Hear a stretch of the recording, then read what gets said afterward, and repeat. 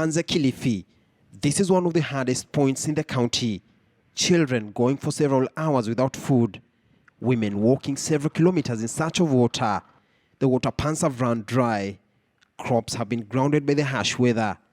Animals have not been spared either. This calf will have to learn the hard way. Minutes after arriving at this point, the tough times took a toll on the mother. She died.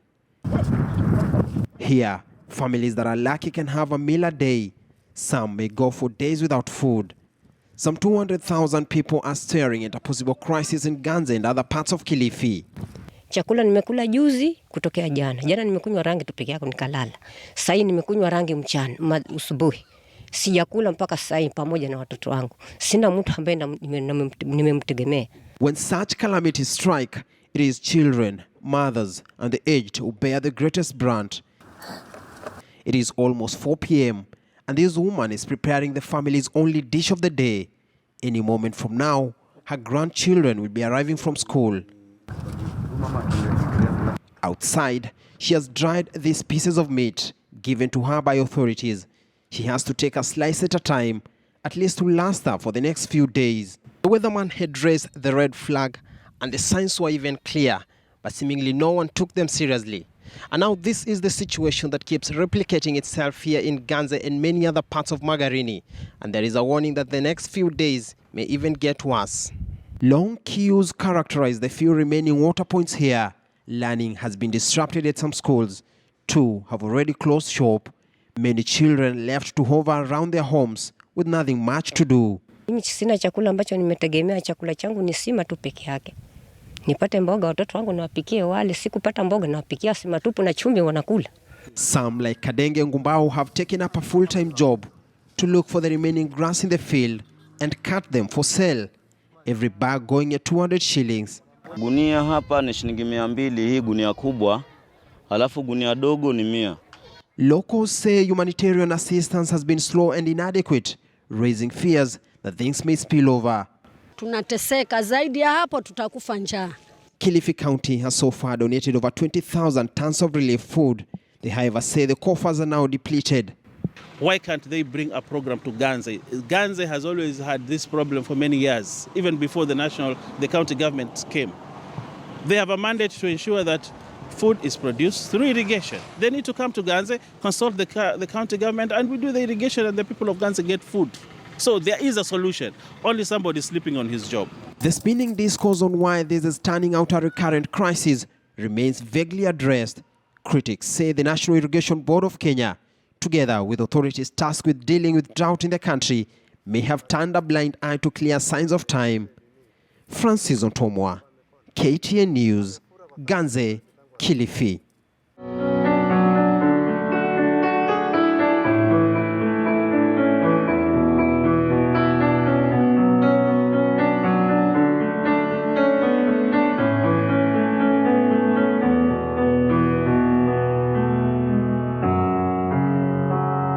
Evening to you, and thank you so much for joining us on The Last Words tonight. Indeed, as we've had there from our Francis Ontomwa, painting for us one of the pictures that has been witnessed across the country, and that's with the drought and food security situation, or should I say food insecurity, is being witnessed in Kilifi and of course other parts of the country. About 10 counties affected. 1.3 million Kenyans are the ones that are affected by this particular drought. And the concerns are that on one side you have those Kenyans that are affected. On the other side, we just saw the other day in Rift Valley some farmers protesting because there's a surplus, there's too much food, they don't know what to do with it. So the irony in the country. I want you to talk to us as we have this conversation tonight. Do you think the authorities are doing enough to handle the food insecurity issues in some parts of the country? Do you think the authorities are doing enough to handle the food insecurity question that we are seeing now ravaging some of Kenyan citizens? Of course, some 20,000 animals have so far died, no deaths, and as far as human beings have been reported. But only hear from the authorities, the Minister for Devolution was expressing optimism, saying although 1.3 Kenyans have been affected this time around, this is a figure that has dropped from 3 years ago, that more Kenyans were affected then. But is that how we should be looking at this issue at this particular point? And what about the question of climate change? Do people understand that it has become a real issue here in Kenya? Well, let's talk about this and much more. Joining me tonight on The Last Word is Charles Mwangi. He's a senior program officer in charge of climate change with the Greenbelt movement. Charles, thank you for being with us, and a good evening to you. Thank you, and good evening, Sophia. So you've heard some of the things that have been said now by the government, and as far as the situation is concerned, you've seen the pictures, and it's not only Kilifi, Kitui as well, Kilifi, Garissa, Tana River, West Pokot, and other counties that have been affected in as far as this drought is concerned. Would you describe the situation as you've heard it described, or do you think it's worse? Thank you so much, Sophia. And I think it's really a very, very sad story. And especially because whenever we have drought situations in this country, and indeed in Africa, the children and the women are the people affected most. Right. They are the vulnerable group of people. And this is not a new problem. It keeps on recurring every time. So it's not as though it's a new thing, a new phenomenon altogether. But the sad story here is the fact that we still haven't done enough to actually address some of these particular problems, especially because we can almost predict when these issues are going to actually happen. Now, traditionally, or some years ago, we used to actually be able to predict very well when rain would actually fall. Yeah. For example, we know that we normally experience the long season for the rains around March to around May. And then, of course, the short rains, of course, we normally experience them from around, should I say, October to around early December. But, of course, that has not happened this time around. Actually, we are not experiencing a lot of rain in some parts of the country, although in some parts of the country it's actually raining. Yeah. And this erratic rainfall patterns, of course, have contributed a lot to the issues of drought. And this, of course, we have been seeing it even in the past years. But the irony of the matter is, when we have a lot of rainfall in some of those particular areas that are currently being affected by drought, we normally have floods, and the story is different, that people now die out of a lot of water. Yeah. There's no harvesting of the water. There's no harvesting of water. And that's a very big challenge that we have. And you know, the government could be trying to do quite a number of things. They have, of course, tried to sink some boreholes in different parts of the country where we have some of these particular problems. And of course, the other issue that we keep on talking about is the issue of relief food. Yeah. You know, every time we talk about we have enough strategic grain reserve that we can actually resort to, you know, when it comes now to the issues of drought. Right. But is it sustainable? Can we actually be able to actually help these people be in a position to be independent? For example, the question of construction of, say, water reservoirs in those particular areas. And some of them don't necessarily have to be expensive ones. You know, we can actually make some water ponds such that we get this rainwater being harvested, and it can actually be used actually during the rainy seasons. You know, the dry seasons. You know, sometimes it's so strange that you get a lot of water in those particular counties or in those particular areas, and eventually the following day you find women walking long distances with jerrycans to go and look for water. Yes. Yet yesterday it rained. So do you see this as a half-full glass situation, as the minister has expressed that fewer people are affected than in the last 3 years? Or do you see it as half-empty, that there is more that could have been done? Because you've mentioned, yes, the weather is changing, the climate is changing, we have erratic rains, but even that notwithstanding, we still have the weatherman always forewarning and saying, yes, this and this is going to happen. So do you see as we are doing better from where we've come from, or really are we not learning anything? Well, I would actually say it's good to give credit where it's due. We always see some of the efforts the government is actually doing in some of these particular areas, but the question is, how sustainable are these initiatives, for example? Right. And I think that's what we need to actually address. We need to actually bring our people from this concept of tusaidia serikali or serikali saidia. We need to make our people independent. But how can we do that? We need to have some sustainable programs where people can actually be able to access water that they can actually be able to use for irrigation. Right. Recently, I think there was a discovery that we have a lot of water in Turkana, you know, underground water. How much have we been able to actually tap that particular water and actually initiate irrigation programs? And I know there are some attempts here and there, but I think we are only scratching the surface. Yeah. We need to do more. Because it is so sad when we see people dying out of hunger, yet as a country we actually say that the backbone of our economy is agriculture. Yes. So it's ridiculous. So we actually need to do so much more, but in terms of empowering the communities. But we cannot talk about the government intervening every time there's a crisis. Yeah. Yet this is a crisis that we could see, we could foresee this particular kind of a crisis, and the government should actually be able to do much. But I also think that other agencies, including the NGOs, including the development partners, should also come actually on board and let us give these people sustainable solutions to this particular problem. Right. And many keep pointing a finger at the government, calling upon the government. We now have county governments in play. And, you know, when the drafters of the Constitution, you know, put in the county governments and Kenyans overwhelmingly voted for the same, the idea and the spirit behind that was bring services closer to the people, that it was seen as now the issues that really affect Monanchi at the very grassroots, there will be able to be leadership that's closer, understands, and is able to reach out faster, more effectively. Is there a role the county government plays in as far as mitigating this kind of situations? Thank you so much. If there's one good thing that happened to this country, it's a devolution. I think this is one good thing that happened to us, but I think we need to embrace that and be able to utilize that particular platform to be able to help our people at the grassroots. Right now, we are not only relying on the central government to actually reach those particular areas. There is a county government, and their budgets are allocated at the county government. It's all about how people budget, you know, their money. You know, which particular areas do we give priority? You know, in this country, we are very good in coming up with policies. If actually there's an award for people who are good in developing policies, it is this country. We outline the problems and potential solutions, but not implementing. Exactly. Implementation becomes actually a problem. We already have the National Climate Change Action Plan for this particular country. And I think that is now being developed in the counties in terms of the counties actually incorporating that within their development plans. We now have the new climate change, should I say, adaptation plan that has just only recently been developed.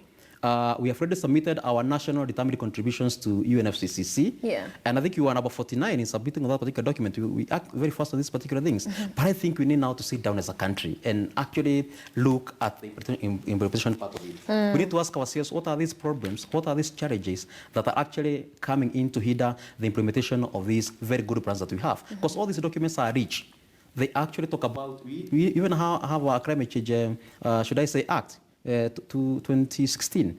And all these documents are good, but are we able to actually implement whatever good things that are in those particular documents? But I think the county governments can actually provide the solution that we need for our people. You know, we need to actually focus on the key thing because human life is paramount. And we need to think about it first before we think about something else. I would rather forget about any other infrastructure development, but first we'll concentrate on feeding our people. Because once you feed the people, then people become productive, and that becomes self-perpetuating. And we'll talk more about climate change because we've seen international meetings, there have been charters, there have been policies, a lot of energy and attention being focused on climate change, not only around the world, but even here in Kenya. And we'll talk more about that and how we allow that messaging to be able to reach, you know, the grassroots areas. But in as far as where we find ourselves today with the situations in Kilifi, the drought there, who has dropped the ball from where you sit? Because it's like, as you said, it's not a phenomenal. We didn't wake up and we're like, oh my gosh, this is happening. A year in, year out, it's something that keeps recurring, and we appear to be caught off guard. So who do you think, from where you sit, is dropping the ball? Very well. I think the other challenge we have in this particular country is the question of shifting goalposts, but also the question of blaming one another. And by blaming one another, we are not really going to help this particular country. But everybody needs to do their role. The government has a responsibility, of course, of coming up with the legislations that are going to guide how we actually move as a country, but also to allocate, you know, budgets for, you know, towards that. We have the various ministries that are in charge of these particular issues. The Ministry of Agriculture, talk about the Ministry of Water, the Ministry of Environment. You know, we need to have some kind of harmony, you know, in terms of the operations. Such that those particular policies being implemented by the Ministry of Water, they somehow speak to the policies that are in agriculture, so that we can actually come up with a very, should I say, a joint kind of an effort that is going to help our country to actually come out of this particular problem. But if everybody works in their own cocoon, we are not going to move. And which appears to be what they have realized, maybe a little bit too late, some would argue, because there's now an interministerial special committee that has been formed of 8 ministries, perhaps some of the ones you've been mentioning, to deal with this particular situation. Do you think this is something we need to be permanent, not something that we, you know, quickly come and say, okay, come here, you ministry and this other, you know, let's refocus our energies in how to deal with this, and perhaps have this kind of a setup, this kind of a team that through and through works and coordinates with other agencies to ensure that we do not get caught off guard, if at all that is a situation? I would tell you that in actual sense, that kind of a caucus now that is coming together should have happened actually 40 years ago. Yeah. But the second best time then it is now. And I think that the reason as to why it's important for people to actually work as a team is because sometimes you also have duplication of efforts. Correct. Such that we end up getting resources actually being scattered like left and center. And those resources are not actually able to actually help our people. But I also think even when it comes to other agencies, talk about the donor agencies, talk about the NGOs, I think we also need to have some kind of a platform in terms of how they address up on these particular things, so that we actually concentrate our efforts where we need to concentrate our efforts. But I think it's a good point. It's a good thing that now that is happening, so that actually people can actually be able to exchange views, exchange notes, and see how we can actually be able to work very well. But I also think the national government and the county governments need also to work very, very closely. We have seen cases in many counties whereby the central government want to initiate a certain particular initiative in a county, Right. and then the governor stamp his chest and says, no, this is actually a county responsibility. You cannot, for example, construct a road in my constituency. I mean, in my county, for example, because I've set aside money for that. Correct. So you see, when you see people fighting, when you see the national government and the county government fighting At the expense of Mwananchi, correct. it is a tragedy. And I think apart from those interministerial meetings and caucus, we actually need to have a discussion around the national government and county governments, because we're serving the same Mwananchi. Yeah. Yes. Because you have also authorities and bodies like the National Drought Management Authority. What does it do exactly? Because I was reading an article where some residents were saying, yes, they came, they talked to us, they understand the situation, what's going on, and then they leave and nothing is done, and then the drought happens. So in a sense, there are bodies that are really charged. That's their unique and special mandate, to be able to focus on this through and through. Yeah. It's their job. Yeah. Do you see it as a failing organization? Well, I really don't want to speak so much on behalf of the Drought Management Authority, but I want to say that the reason why that particular body was formed, I should say, was actually to address now the issues we are now talking about today. But I think what we need to do, we need to have them now come up very good measures on how this can actually be addressed. When we talk about people, for example, in Northeastern, for example, having very many heads of cattle, and those heads of cattle, of course, die when drought come by. And then, of course, they try to restock again. And then the cycle continues and continues. Can we actually be able to, and I know it's a cultural thing, but can we be able to address that issue by also bringing education to these people, such that people can actually keep livestock that are of high quality, that can actually produce enough milk, that can actually be able to actually be sold in terms of meat and the like. Okay. And can we also be able to have these people, for example, having whatever we want to refer to as early warning systems. Early warning systems. And we'll continue with that conversation when we return. And also the irony of what I mentioned earlier, that you have on one side Kenyans that are suffering without food, without water. On the other side, Kenyans that are saying, hey, we have so much food, we don't know what to do with it. So that and much more still ahead. And of course, we want to hear from you. Tweet me at KTN News, at Sophia Wanuna. Do you think the authorities are handling this situation best possible? Do you think there's even an understanding of really what we are dealing with here, so as to be able to deal with the same going forward? Would love to hear from you. Tweet us, and we'll be back after this short break.